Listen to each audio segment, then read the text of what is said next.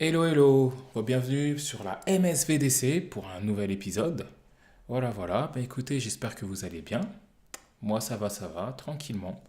Écoutez, je pense qu'on a tous des amis qui sont un peu comme ça, je dirais, qui arrivent à décrire des films en fait qui les ont émus et qui parlent avec une grosse émotion de certains films.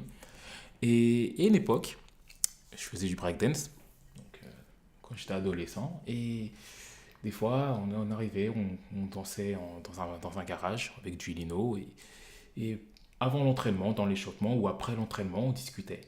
Et j'ai un ami qui m'a parlé à l'époque d'un film, mais avec une telle émotion. Et ce film, ça s'appelait Les Guerriers de la Nuit. Et en fait, à l'époque, je n'avais pas vu ce film. Il parlait de ça, il disait oui, voilà, c'est vraiment un grand film. Oh là là, franchement, il faut vraiment que vous le voyez, c'est quelque chose de fou. Un film tellement fou au point que même après, ça a mis une certaine mode en France et il y a des bandes qui faisaient ce genre de choses. Et bon, le film, il m'en a parlé, et puis bon, bah, des années après, voilà quoi, j'avais pas forcément vu, mais bon, je me suis bien le regarder un jour. Et là, en fait, j'ai vraiment beaucoup aimé. Euh, j'ai aimé le début de ce film, en fait.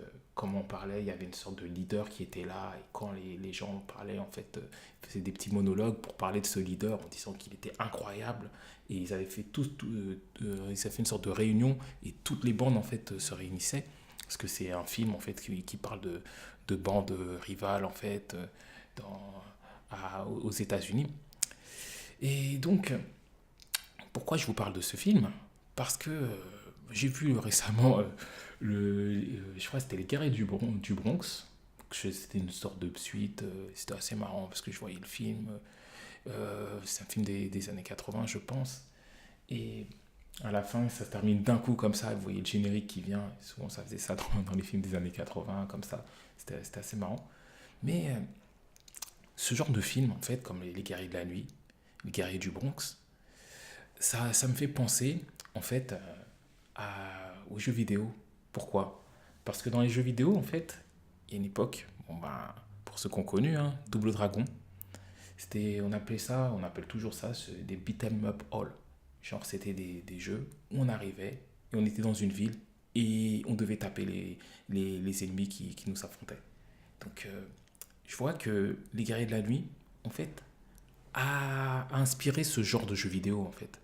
Parce que dans les guerriers de la nuit, ce sont des bandes qui arrivent et qui, au bout d'un moment d'ailleurs, dans l'intrigue du film, il y a une bande qui est accusée d'avoir tué le leader et toutes les bandes en gros sont contre eux.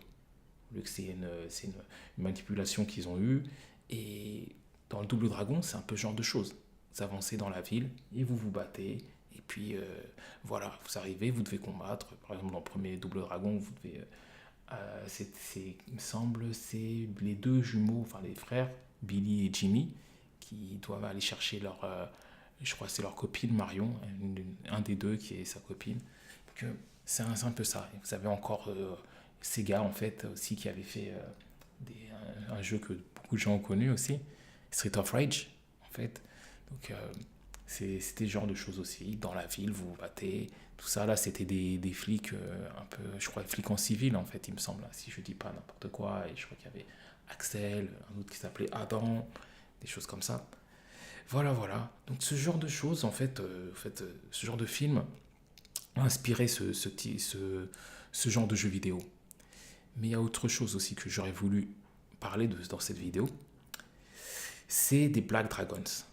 Et les Black Dragons qui sont, ben en fait, ce sont des bandes qui ont peut-être, je ne vais pas dire qu'ils ont été inspirés par le film Les Guerriers de la Nuit, mais là c'est un peu plus, c'est un côté un peu plus dans la réalité, où il y a eu les Black Panthers, où là vous connaissez le film qu'il y a eu il n'y a pas longtemps en fait, et d'ailleurs, j'allais dire Spike Lee, waouh, Spike Lee, non, Stan Lee s'était inspiré des Black Panthers à l'époque pour créer le super-héros Black Panther. Et dans la réalité, les Black Panthers sont déplacés dans le monde et il y en a un qui est venu en France et qui a commencé à initier en fait certains jeunes Français en leur disant qu'il fallait qu'ils se structurent pour pouvoir se défendre. Et du coup, il y a eu les Black Dragons qui sont nés. Et les Black Dragons, en fait, s'entraînaient au parc de la Courneuve. Et pourquoi ils étaient là? Parce que il y avait des skinheads, en fait, dans les années 80, qui venaient et qui agressaient, en fait, les gens issus des minorités, et surtout les Noirs, en fait.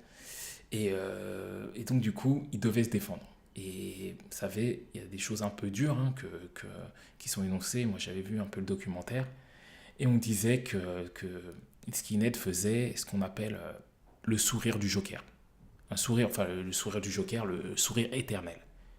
Vous imaginez en fait, des fois il y avait des mamans, voilà, des mamans noires, des mamans black, qui étaient là, qui allaient faire leur travail, euh, et ils se faisaient agresser, et on leur tailladait en fait la bouche. Ils avaient en fait une grosse cicatrice en fait de chaque extrémité de la lèvre. Vous imaginez que vous êtes là, c'est votre mère à qui on a fait ça. Vous imaginez la réaction que vous avez. Et donc, pour se défendre contre ça, et ben, les Black Dragons étaient là. Et à ce qu'on dit, moi, j'ai pas trop connu ce genre de choses. J'ai vu par rapport au documentaire.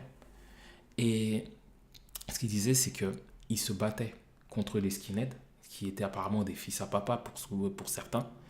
Et eux, ils ont dit qu'ils avaient nettoyé, en fait, qu'ils avaient vraiment nettoyé les skinheads de Paris. Au point que, en fait, pour eux, si aujourd'hui des gens issus des minorités peuvent aller sur Paris aujourd'hui, c'est grâce à leurs actions qu'ils ont fait. Et il y a une phrase qui m'a beaucoup touché en fait dans ce documentaire, c'est que les Black Dragons reprochaient beaucoup en fait aux rappeurs de l'époque, parce que les rappeurs en fait chantaient et faisaient des choses de leur contexte, de leur époque en fait, mais aucun rappeur n'a vraiment parlé des actions des Black Dragons. Et je me suis toujours dit, ben voilà, si moi j'ai une possibilité de le faire, ben pourquoi pas leur rendre hommage. Donc voilà pourquoi je parle un petit peu aussi des Black Dragons, parce que c'est cet univers, hein.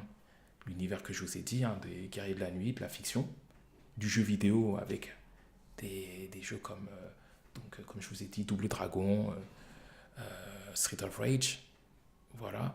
Et vous avez là, cette réalité-là aussi, avec les Black Dragons. Voilà, voilà. Donc, bah, écoutez, moi, bah, si les Black Dragons m'écoutent, et si un membre un jour m'écoute, voilà, sachez que bah, j'ai fait cet hommage sur la MSVDC. Voilà, voilà. Bah écoutez, j'espère que vous avez beaucoup apprécié cette vidéo. N'hésitez pas à mettre des likes. Je vous dis à très bientôt. Ciao, ciao.